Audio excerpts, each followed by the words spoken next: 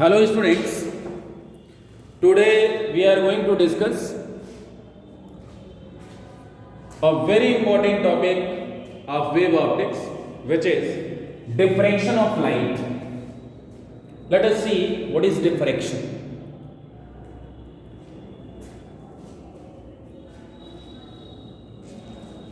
Diffraction is actually bending of light round the corners of a small obstacle or aperture.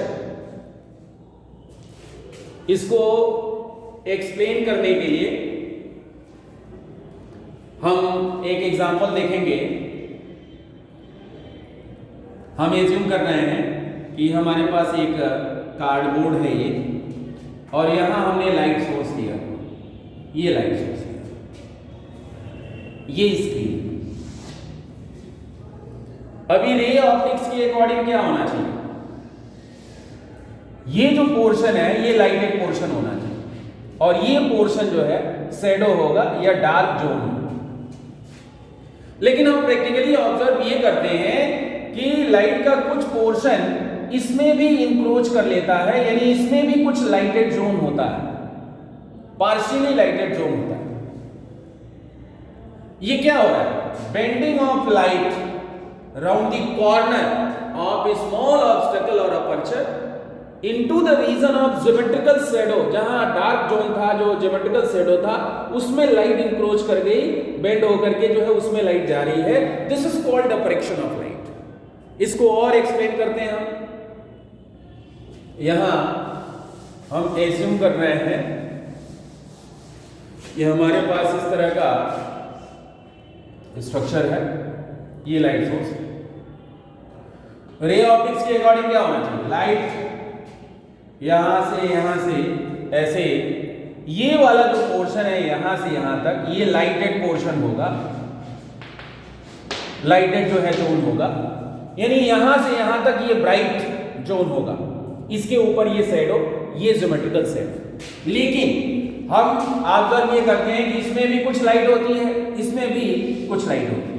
Light bend हो गई round the corner of obstacle और aperture. यहां light की जो bending है, this is called diffraction of light. इसको explain कैसे करेंगे, ये होता कैसे? आप देखें, हमने एक स्लिट लिया हुआ, फाइन स्लिट लिया हुआ, ये पैरेलल बीम ऑफ लाइट, इस पे हम इंसिडेंट कर रहे हैं, यानी हम इस पे प्लेन वेव फ्रंट इंसिडेंट करते हैं। प्लेन वेव फ्रंट इस कार्डबोर्ड पे हम इंसिडेंट कर रहे हैं, ये प्लेन वेव फ्रंट। आपको पता है वेव फ्रंट का हर एक पॉइंट एक नए सोर्स की तरह से बिहेव करता है। आप देखें, अगर रे ऑप्टिक्स की बात हम करें तो बिल्कुल जो है लाइट ये यहां स्ट्रेट जाएगी, और ये इतना पोर्शन इल्यूमिनेटेड होना चाहिए, ये पोर्शन जो है इल्यूमिनेटेड होना चाहिए। इसके ऊपर ज्योमेट्रिकल शैडो, उसके नीचे भी जो है शैडो होनी चाहिए, यानी डार्क जोन जो है शुरू होना। लेकिन ऐसा होता नहीं। हम देखते क्या है कि इसमें भी कुछ लाइट और इसमें भी कुछ लाइट होती। इसको एक्सप्लेन करने के लिए हम क्या करते हैं, हम ये देखते हैं कि यह एक पॉइंट सोर्स की तरह से बिहेव करेगा, और जब ये पॉइंट सोर्स की तरह से बिहेव करेगा तो यहां से spherical wave front, secondary wavelets के फॉर्म में स्फेरिकल वेव फ्रंट्स जो है प्रोड्यूस होंगी। और आपको पता है कि वेव फ्रंट के परपेंडिकुलर जो डायरेक्शन होती है, this is the direction of propagation of light, this is the direction of रे। अब ये जो है लाइट इधर भी, इधर भी, इधर भी, यानी लाइट सिर्फ सीधे रेक्टिलिनियर प्रोपगेशन ऑफ लाइट नहीं, लाइट बेंड हो गई round the corner of small obstacle और aperture. This is called diffraction of light. और इसको हम डिफ्रैक्शन ऑफ लाइट को Huygens wave theory of secondary wavelets, Huygens wave theory से हम क्लियरली एक्सप्लेन कर सकते हैं। ये आपने देख लिया। Now we are moving towards diffraction of light by single slit। Actually diffraction के दो क्लास हैं, Fresnel class of diffraction and Fraunhofer diffraction. Fresnel में सोर्स और स्क्रीन दोनों अपर्चर या स्लिट से फाइनाइट डिस्टेंस पे होते हैं, और फ्राउनहोफर क्लास ऑफ डिफ्रैक्शन में ये दोनों इनफाइनाइट डिस्टेंस पे होते हैं। और फ्राउनहोफर क्लास ऑफ डिफ्रैक्शन में ही हम diffraction of light by single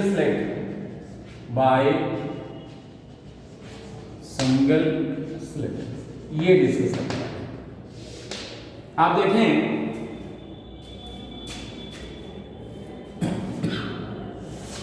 I am assuming a single slit AB,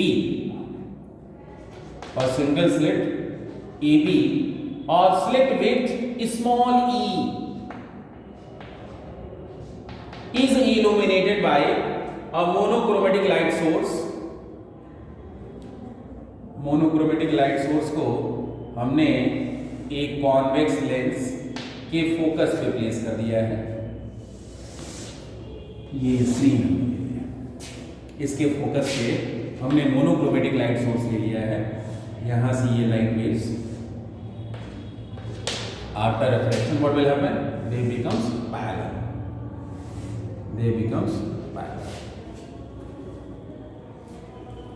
अब यहां हम एक फोकसिंग कॉन्वेक्स लेंस यूज करते हैं। ये क्या करता है, इसको यहां पे स्क्रीन इसके फोकल प्लेन पे होता है, ये यहां पे फोकस कर देता है। आप देखें ये जो लाइट वेव्स हैं यहां और यहां से, इनके बीच जो पाथ डिफरेंस इस पॉइंट पे होगा वो पाथ डिफरेंस 0 होगा, क्योंकि दोनों आइडेंटिकल पाथ्स हैं। और जब पाथ डिफरेंस 0 होगा इसका मतलब फेज डिफरेंस 0 होगा। यहां पे means they are meeting, they are superimposing with each other constructively. और जब कॉन्स्ट्रक्टिवली सुपर इम्पोज कर रहे हैं इसका मतलब यहां पे ब्राइट फ्रिंज बनेगा। यहां एक्चुअली जो फ्रिंज बनता है उसको हम लोग सेंट्रल ब्राइट फ्रिंज कहते हैं, या सेंट्रल मैक्सिमा या प्रिंसिपल मैक्सिमा कहते हैं। अभी यहां से अगर लाइट डिफ्रेक्ट हो रही है एंगल थीटा से, हम सपोज कर ले रहे हैं कि पॉइंट बी पे ये सुपर इम्पोज हो रही है,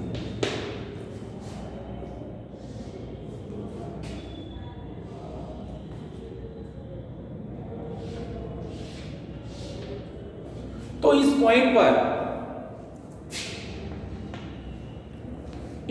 पर फ्रिंज कैसा बनेगा, डार्क फ्रिंज बनेगा या ब्राइट फ्रिंज बनेगा, इसको पता करने के लिए हमें पाथ डिफरेंस देखना होगा कि पाथ डिफरेंस क्या है। पाथ डिफरेंस फाइंड करने के लिए हमने क्या किया, इस पे एक परपेंडिकुलर ड्रॉ कर दिया, और जब हमने इसमें परपेंडिकुलर ड्रॉ कर दिया तो ये जो परपेंडिकुलर है, ये जो पार्ट है बी के, यही बी के ए और बी के बीच में जो है पाथ डिफरेंस है पॉइंट बी के, ये पाथ डिफरेंस है। यानी यहां से ये आइडेंटिकल पाथ होगा, ये बी के जो है पाथ डिफरेंस है। बी के को फाइंड करने के लिए हमने क्या किया हुआ है, I am supposing this angle to be theta, so sin theta is equal to what, sin theta is equal to perpendicular upon hypotenuse, and perpendicular is BK, hypotenuse is AB, therefore path difference BK is equal to AB sin theta, and AB is E sin theta। ये जो है हमको path difference मिलता है, this is the path difference, ये path difference मिल गया। जब ये पाथ डिफरेंस मिल गया तो इस पॉइंट पर फ्रिंज ब्राइट बनेगी या डार्क बनेगी, ये कैसे डिसाइड होगा। पहले तो हम ये अज्यूम कर रहे हैं कि let BK is equal to lambda. अगर आप इन दोनों के बीच में पाथ डिफरेंस लेमडा अज्यूम कर रहे हो, यानी ये लेमडा है, तो A और C के बीच में इसको दो इक्वल, ये पूरे स्लिट को हम दो इक्वल हाफ में जो है एज्यूम कर सकते हैं। A और B के बीच में जो पाथ डिफरेंस लेमडा है, तो A और C के बीच में कितना पाथ डिफरेंस होगा।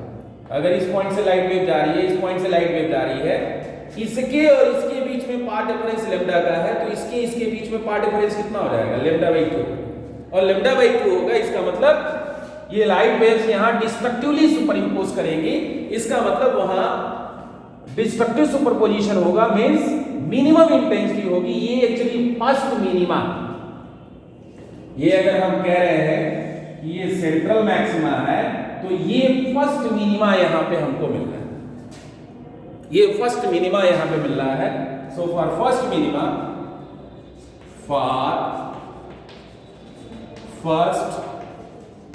Minima, E sine theta is equal to plus minus क्यों लिया है, इस साइड में भी आपको फर्स्ट मिनिमा मिलेगा, इस साइड में भी, तो इसके लिए नेगेटिव है। सिमिलरली फॉर सेकेंड मिनिमा के लिए क्या हो जाएगा, e sine theta is equal to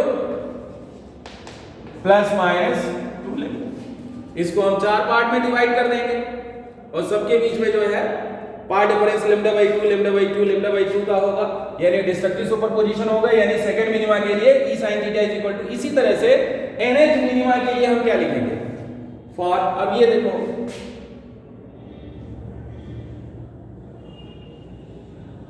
ये ऐसे होगा, ऐसे होगा, फॉर nth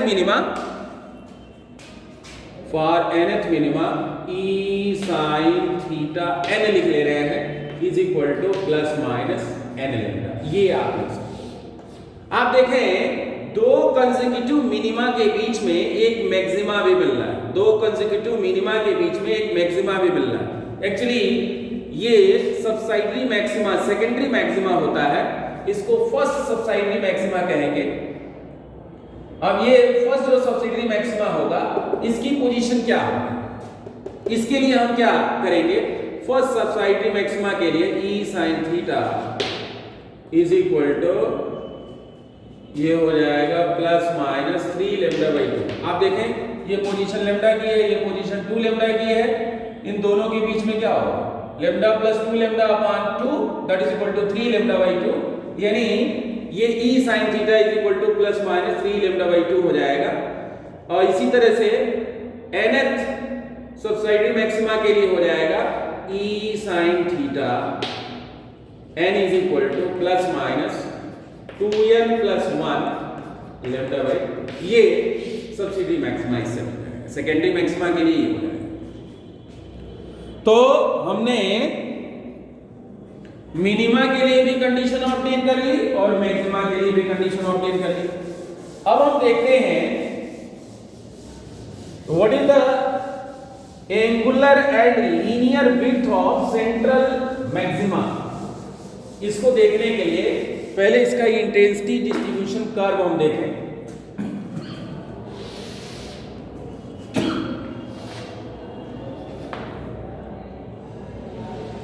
ये प्रिंसिपल मैक्सिमा है, ये सबसाइडरी मैक्सिमा बन रही है।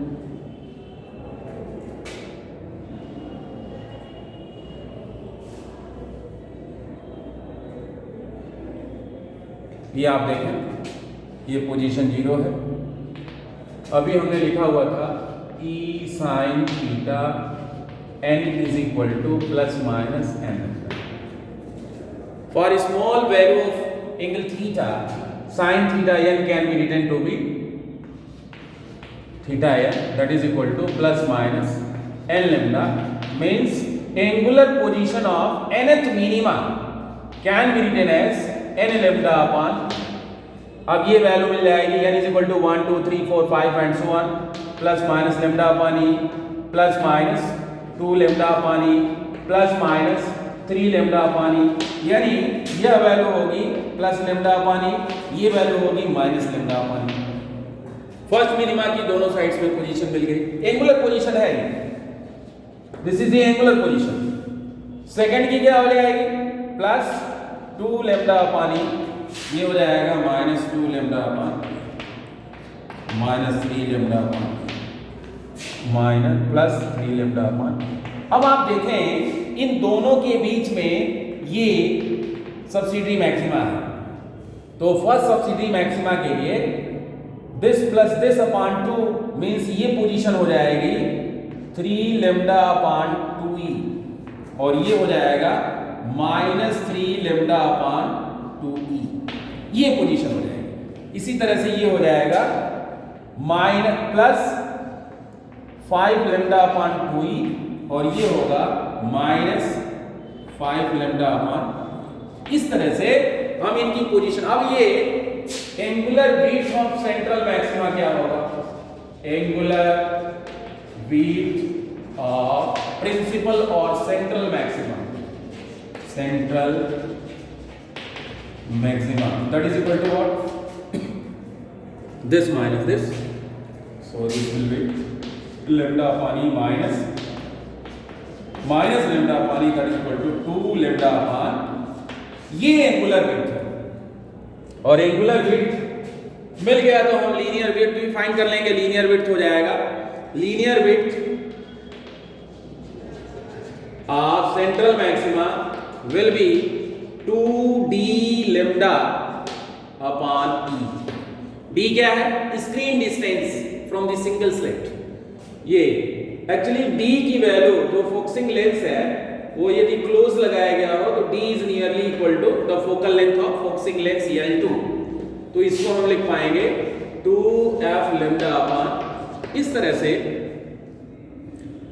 हमने एंगुलर और linear width of central maxima भी फाइंड कर लिया। ये जो इंटेंसिटी डिस्ट्रीब्यूशन होता है इसके बीच में ये जो इंटेंसिटी होती है वो काफी तेजी से डिक्रीज करती है। ये रेशियो होता है 1:1/22:1/61:1/122, 1/122। इस तरह का, यानी हम देख रहे हैं कि बहुत तेजी से ये इंटेंसिटी डिक्रीज करती है, इसकी इंटेंसिटी बहुत तेजी से डिक्रीज करती है।